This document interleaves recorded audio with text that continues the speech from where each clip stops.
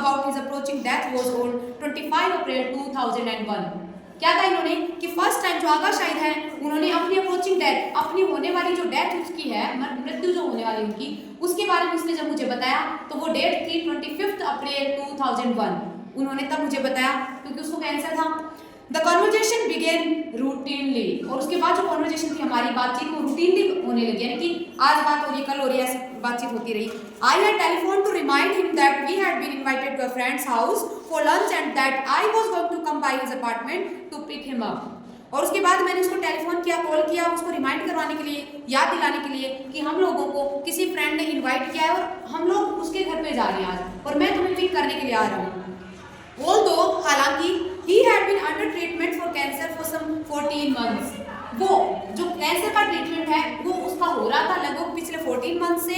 Shahid was still on his feet and perfectly lucid except for occasional lapse of memory, और जो साहिद है वो अपने फीट पे है, अपने पैरों पे खड़ा है बिल्कुल, बट कभी कभार उसकी मेमोरी लैप्स कर जाती है, उसकी याददाश्त थोड़ी सी कमजोर हो रही है। I heard him, मैंने उसको सुना था, thumbing through his engagement book and then suddenly he said, और एक दिन वो अपनी बुक में ऐसे ही खोया हुआ था, पढ़ रहा था, तभी उसने कहा, oh dear, I can't see a thing, देखो अभी मैं कुछ भी नहीं देख पा रहा हूँ। There was a brief pause and then he added, फिर थोड़ा सा वो रुका और उसने ऐड किया, यानी आगे वो बोला, I hope this doesn't mean that I am dying। उसने कहा कि काश ऐसा ना हो, इसका मतलब अब मुझे जो धुंधला दिख रहा है इसका मतलब ये बिल्कुल भी नहीं हो कि मेरी डेथ होने वाली है, मैं मर रहा हूँ। Although हालांकि Shahid and I had talked a great deal over the last many weeks, मैं और शाहिद काफी ज्यादा बातचीत कर चुके हैं इन पिछले काफी सप्ताह से। I had never before heard him touch on this subject of death, अभी तक मैंने कभी भी ये जो सब्जेक्ट है डेथ का, यानी मरने की जो बात है, इसके बारे में मैंने कभी भी उससे बातचीत नहीं करी थी।